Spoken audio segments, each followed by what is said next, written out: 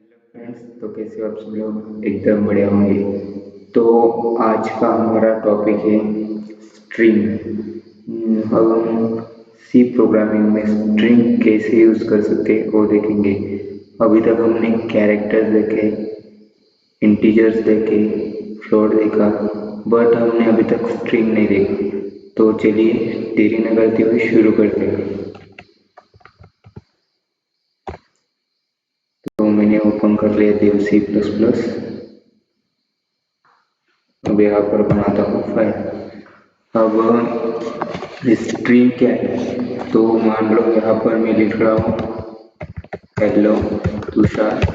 तो ये हो गई स्ट्रिंग जो कि है, अगर मैं सिर्फ यहाँ पर एच लिखता हूँ तो एच होता है हमारा कैरेक्टर, बट हमें स्ट्रिंग चाहिए तो यहाँ पर मैं लेता हूँ hello तुष।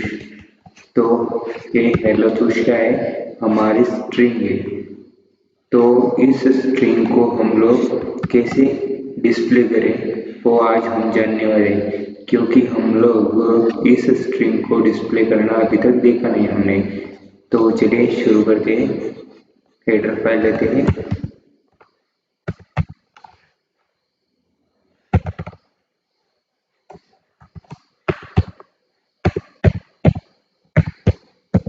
Header file main function लेंगे।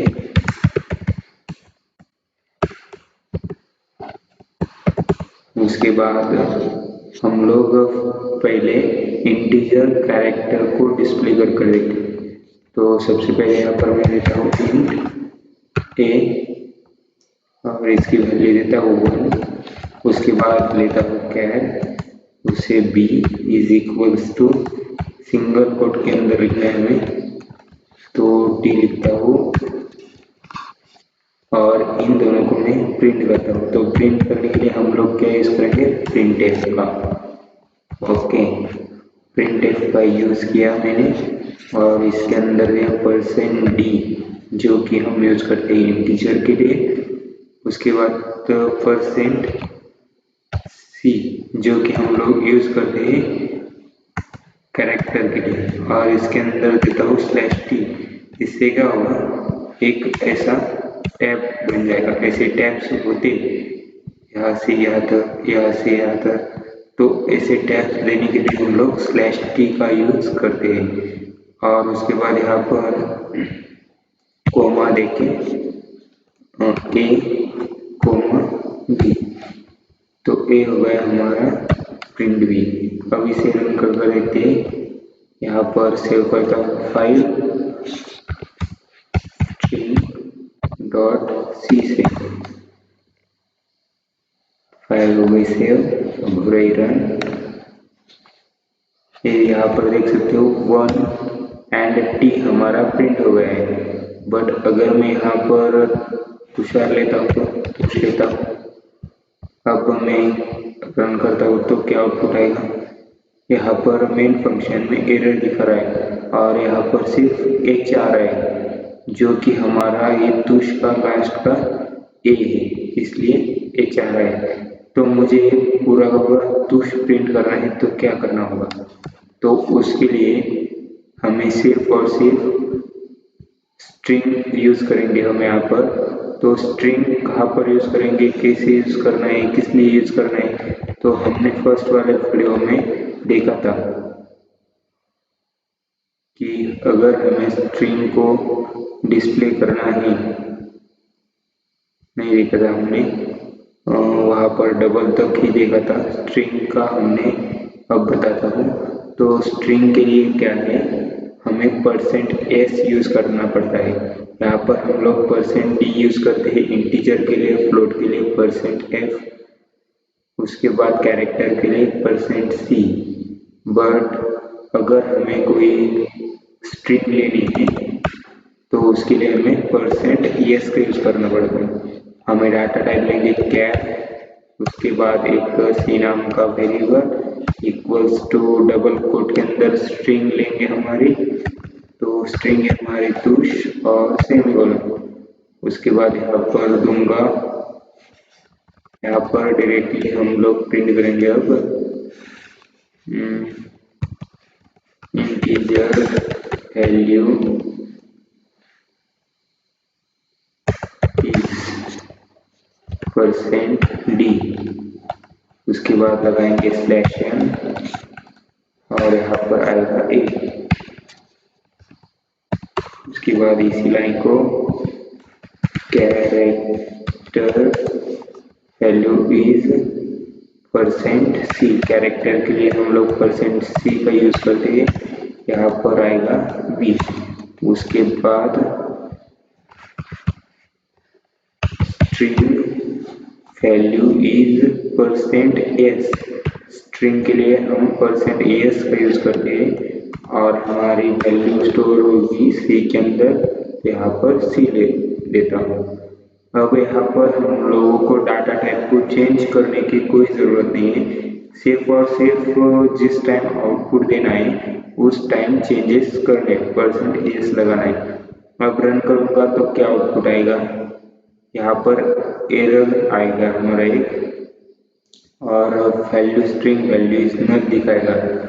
क्यों ऐसा क्यों रहा है, क्योंकि हमें यहाँ पर स्क्वायर ब्रैकेट लगाना होता है, इसे सी को स्क्वायर ब्रैकेट, जिससे कि ये एक एरे बन जाता है और उसके अंदर एक वैल्यू स्टोर हो जाती है। अब रन कर देखेंगे तो 0 एरर आ गया और यहाँ पर integer value is 1, character value is t और स्ट्रिंग वैल्यू इज तुषार, ऐसा प्रिंट हो गया है।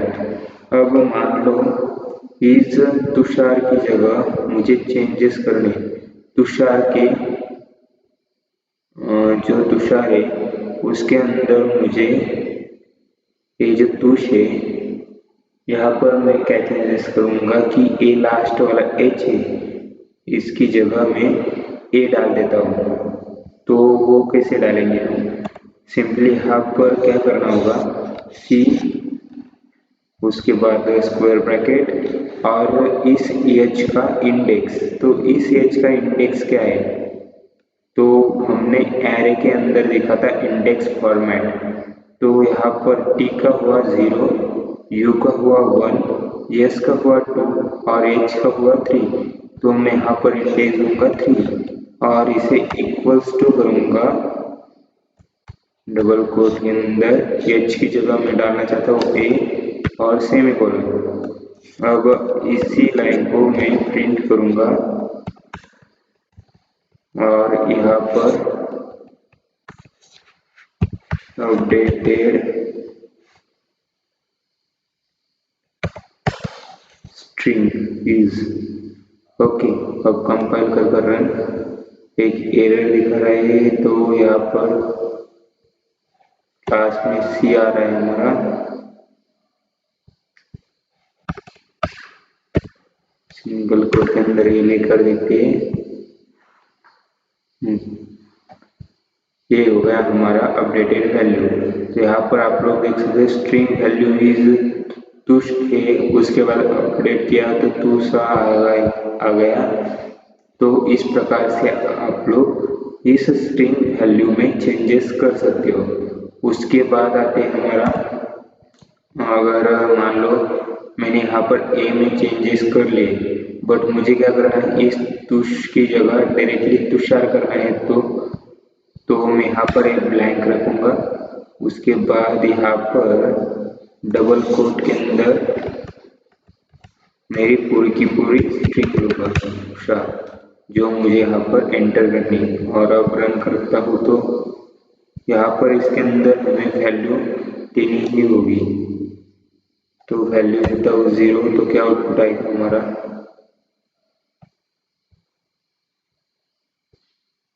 तो यहाँ पर अपलोड स्ट्रिंग वैल्यू इज कुछ आ रहा है हमारा, जो कि यहाँ पर 0 को सी से कंपेयर कर रहे हैं। तो सी की वैल्यू हमें अगर देनी है तुषार, तो अपडेट कैसे करेंगे हम,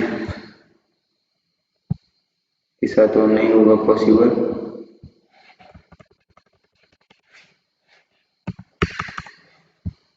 यहाँ पर सिंपली चेंज कर दिए और रन हो गया।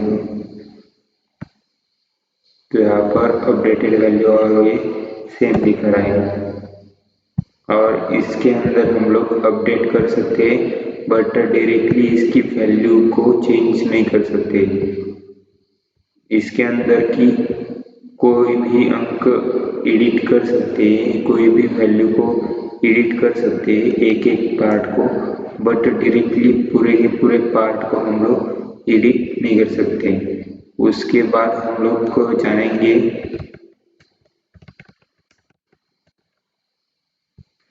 स्कैनएफ क्या है और उसका यूज क्या करना है। अभी तक हम ऑल प्रोग्राम में प्रिंट एफ का यूज करते आ रहे हैं। पिछले वाले वीडियो में बहुत से वीडियो में हमने स्कैनएफ का यूज किया था, लेकिन पूरा यूज यहाँ पर बता देता हूँ।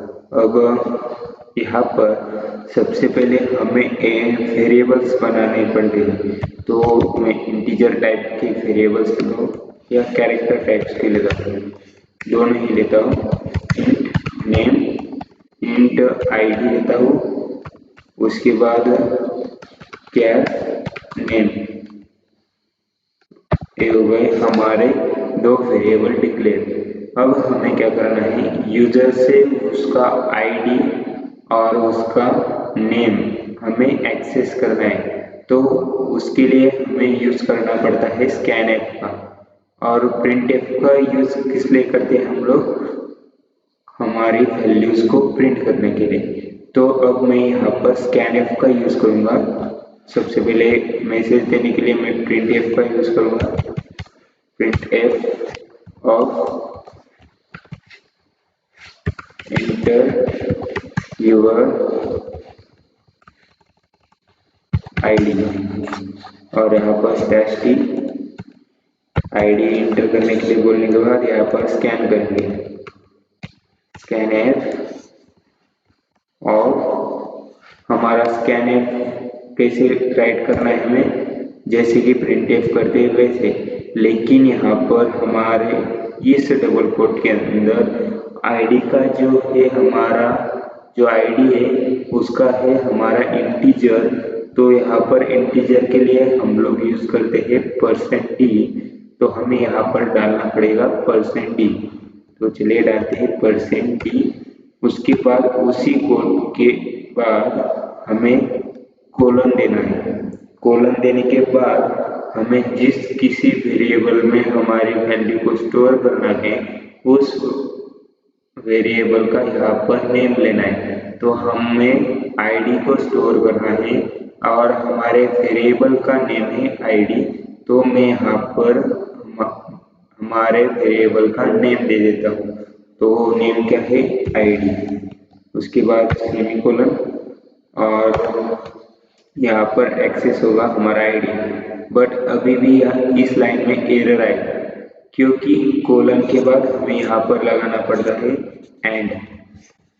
यहाँ पर हम लोग एंड का यूज करते हैं, एंड आईडी। ठीक है, ये लाइन पूरी की पूरी याद रखना। यहाँ पर %d या %c या %s आपका जो भी डाटा टाइप है या जो भी यूजर से एक्सेस करना है उस पर ये डिपेंड करता है आपको क्या लेना है। और उसके बाद आपको जिस वेरिएबल में स्टोर करना पड़ता है, जिस स्टोर करना है उस वेरिएबल का नेम यहाँ पर डालना है। और एंड ऑपरेटर डालना नहीं भूलना है, क्योंकि अगर एंड नहीं होगा तो वो वैल्यू स्टोर नहीं होगी और आपके प्रोग्राम में एरर आ जाएगा। तो हमने किया आईडी एक्सेस, इसी लाइन को लेते हैं पूरा, इन दोनों लाइन का ही यूज है हमें फिर से। Printf enter your name. अब हमारा जो नेम है वो होगा स्ट्रिंग के अंदर, तो हम यहाँ पर क्या लेंगे, %s और यहाँ पर नेम। ठीक है, और इस नेम को कर देता हूँ, कुछ ज़रूरत नहीं, यहाँ पर %s और नेम कर दिया। अब मैं यहाँ पर प्रिंट करूँगा, क्या प्रिंट करूँगा, printf of your ID is %d /n id, और उसके बाद फिर से मैं एक प्रिंट एफ लेता हूँ, योर नेम इज %s, और यहाँ पर नेम। अब क्या आउटपुट आएगा हमारा, तो यहाँ पर एरर्स आने की संभावना है, कोई एरर नहीं। एंटर योर आईडी, मेरी ID 1, my name is Tushar, और एंटर। तो यहाँ पर दिखा रहा है योर आईडी इज 1, और उसके बाद गार्बेज वैल्यू दिखा रहा है हमें टोटली। तो कौन सी मिस्टेक हो गई यहाँ पर, स्कैनएफ लिया हमने, स्कैनएफ %s लिया, यहाँ पर नेम को कर्ली ब्रेस स्क्वायर ब्रैकेट देता हूँ। अब स्क्वायर ब्रैकेट देने के बाद यहाँ पर रन कर देखता हूँ फिर एक बार। तो array sides missing in name, name की एरे साइज देता हूँ 10। ये हो गए रन, आईडी मेरा 1, नेम है तुषार, और एंटर किया। तो यहाँ पर आउटपुट देख सकते, your ID is 1, your name is Tushar. तो आपको स्ट्रिंग एक्सेस करने के लिए यहाँ पर वैल्यू डालना जरूरी है। अब ये वैल्यू क्या है, तो वैल्यू है हमारी लेंथ। तो यहाँ पर मैं डालता हूँ तुषार, और तुषार फिर एक बार। तो मेरा कहाँ तक एक्सेस होगा पॉइंट, मतलब ये जो वैल्यू है, मैं ये जो कैरेक्टर्स है वो कितने हैं मेरे, तो 1 2 3 4 5 6 7 8 9 10 11 12, टोटल 12 कैरेक्टर्स है। बट हमने इसे वैल्यू दी है सिर्फ 10, तो ये प्रिंट कर सकता है इतना। चलिए देखते कहाँ तक प्रिंट करता है और क्या एरर आता है। यहाँ पर 1 और तुषार और एंटर किया, तो यहाँ पर आउटपुट क्या आ रहा है हमारा पूरा का पूरा आउटपुट आ रहा है, बट यहाँ पर आईडी को 0 दिखा रहा है। तब हमारा ऐसा कुछ ना कुछ एरर आ जाएगा अगर हमने इससे ऊपर टाइप किया तो। अगर हम लोग इससे नीचे टाइप करते हैं तो, या 10 वैल्यू डालते हैं तो यहाँ पर 1, यहाँ पर A B C D E जो भी होगा वो डाल दिया, एंटर किया, वही आउटपुट आता है हमारा। वहाँ पर हमने जो एंटर किया है वो आना चाहिए 1। तो जब तक हम लोग 10 के नीचे वैल्यू डालते हैं या 10 तक डालते हैं, तब तक हमारा जो आईडी है वो करेक्टली शो होगा। अगर हम लोग 10 से ऊपर वैल्यू डालेंगे कैरेक्टर्स की, तो वो 0 हो जाएगा। तो इस प्रकार हम लोग स्कैनएफ का यूज करते हैं। अब स्कैनएफ में सिंपली क्या है, इस डबल कोट के अंदर हमें जो भी डाटा टाइप लिया है हमने ऊपर, उससे रिलेटेड यहाँ पर %d, %s, %c वो डालना है, और उसके बाद कोमा लेकर एंड ऑपरेटर, और हमारा जो भी वेरिएबल है जिसके अंदर हम लोग उस वैल्यू को स्टोर करना चाहते हैं, उस वेरिएबल को वहाँ पर डालना है। उससे क्या होगा, उसके अंदर वैल्यू असाइन हो जाएगी, उसे वो वैल्यू अप्लाई हो जाएगी। तो इस प्रकार से हम लोग स्ट्रिंग का भी यूज कर सकते हैं और स्कैनएफ का भी यूज कर सकते हैं। तो स्ट्रिंग किस लिए थी, अगर हमें कोई पैराग्राफ लेना है या 1 लाइन लेनी है, इसके लिए हम लोग स्ट्रिंग का यूज कर सकते हैं। अब अगर मान लो मैं एक स्ट्रिंग लेता हूँ, सिंपली इसे कट करता हूँ यहाँ तक। अब हमारा जो कैरेक्टर है वो आएगा सिर्फ नल, और यहाँ पर इक्वल्स टू डबल कोट के अंदर हाय। करते क्या आउटपुट आता है, तो आउटपुट आएगा है your name is high. Okay, ID नहीं चाहिए, हमें सिर्फ और सिर्फ प्रिंट करना है, तो यहाँ पर सिर्फ प्रिंट करते हैं हम योर नेम इज। यहाँ पर ये सारे क्यों आ रहा है, क्योंकि हमने यहाँ पर परसेंट यस लिया है, इसलिए ये एरो भी हो गया गायब। अब यहाँ पर योर नेम इज है, उसके बाद हम तो यहाँ पर कोलन लगाए, तो हमारा कोलन यहाँ पर आउटपुट में डायरेक्टली आ जाता है। ठीक है, उसके बाद हम लोग स्लैश लगाए तो क्या होता है, स्लैश लगाने से यहाँ पर स्लैश नहीं आता और हमारा यहाँ पर एरर दिखाता है। ठीक है, तो अगर मैं डबल स्लैश लगाता हूँ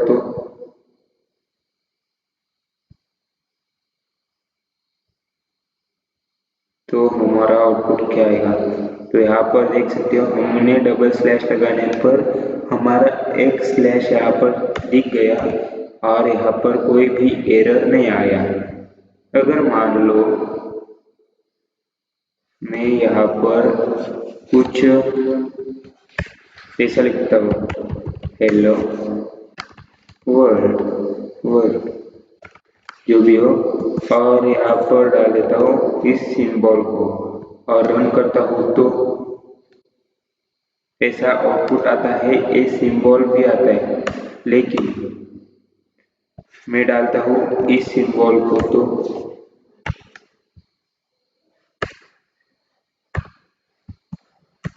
ये सिंबल डाला और कंपाइल कर रन करता हूँ तो हमारा यहाँ पर आउटपुट शो हो रहा है। ठीक है, लेकिन मुझे लेना है यहाँ पर डबल कोट।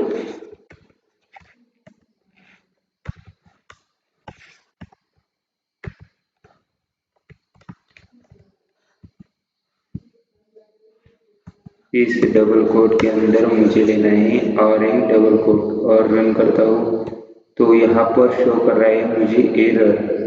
तो इस टाइम में क्या करूँगा, यहाँ पर स्लैश लगा दूंगा यहाँ पर और यहाँ पर, जिससे कि क्या होगा, यहाँ पर रन कर दिखाता हूँ, मेरा यहाँ पर डबल कोलन शो कर रहा है। अगर आपको कोई भी ऑपरेटर को शो करना है, किसी भी सिंबल को शो करना है, मतलब ऐसे सिंबल्स जो कि यहाँ पर हम लोग सेमीकोलन का यूज करते हैं, राइट। अब सेमीकोलन को एरर देगा या नहीं, सेमीकोलन को कोई एरर नहीं है, वो डायरेक्टली प्रिंट हो सकता है। बट कुछ ऐसे सिंबल्स है जो कि हम लोग डायरेक्टली प्रिंट नहीं कर सकते, तो उस सिंबल्स को हमें डबल स्लैश के अंदर लेना होता है। इस डबल ब्लैक स्लैश के अंदर हम लोग जो भी सिंबल लेते हैं जो हम लोग डायरेक्टली प्रिंट नहीं कर सकते, वो सभी के सभी सिंबल्स हम लोग यहाँ पर रन कर सकते हैं। तो यहाँ पर देख सकते हैं हमारे सभी के सभी सिंबल्स आ गए। वही अगर मैं ए डबल स्लैश निकालता हूँ तो क्या होगा, ये किया रन और तभी भी ये कुछ सिंबल से वो रन हो गए। अब मैं यहाँ पर डबल कोट, सिंगल कोट, उसके बाद करली ब्रेस, अब इसे रन कर देखता हूँ तो यहाँ पर आ गया हमारा एरर। ठीक है, इन दोनों सिंबल्स के लिए। तो सिंपली हम लोग यहाँ पर क्या करेंगे, बैक स्लैश यहाँ पर एक और यहाँ पर एक ब्लैक स्लैश। ठीक है, उसके बाद यहाँ पर एक, यहाँ पर नहीं, यहाँ पर एक ब्लैक स्लैश और एक ब्लैक स्लैश यहाँ पर। ठीक है, तो जहाँ पर हमें ये वर्ड्स ब्लैक दिखने लगे वहाँ पर हमें उस ब्लैक स्लैश को लगाना है, क्योंकि वो क्या करता है, अगर ब्लैक दिखते हैं तो हमें वो एरर शो करेगा। अब हमारा यहाँ पर कर्ली ब्रेस और वो डायरेक्टली दिखने लगा है। तो अगर हमें किसी भी स्ट्रिंग के अंदर कोई भी कर्ली ब्रेस या अदर सिंबल्स लेने हैं जो कि हम लोग डायरेक्टली यूज नहीं कर सकते, उसके लिए हम यहाँ पर ब्लैक स्लैश देकर यूज कर सकते हैं। तो आज का वीडियो यही खत्म होता है। तो हमने यहाँ पर कुछ टॉपिक पर डिस्कशन किया है। फर्स्ट है हमारा स्ट्रिंग कैसे एक्सेस करें, उसे कैसे डिस्प्ले करें वो हमने देखा। उसके बाद स्कैनफ देखा, उसके अंदर वैल्यूज को कैसे एक्सेस करना है वो देखा। और जब हम आउटपुट देखते हैं, जब हम कुछ प्रिंट करते हैं तो कुछ ऐसे सिंबल्स होते हैं जो कि प्रिंट नहीं कर सकते हम डायरेक्टली, तो उसे कैसे प्रिंट करना है वो हमने इस वाले वीडियो में देखा। तो मिलते हैं नेक्स्ट वाले वीडियो में। अभी के लिए थैंक्स फॉर वॉचिंग।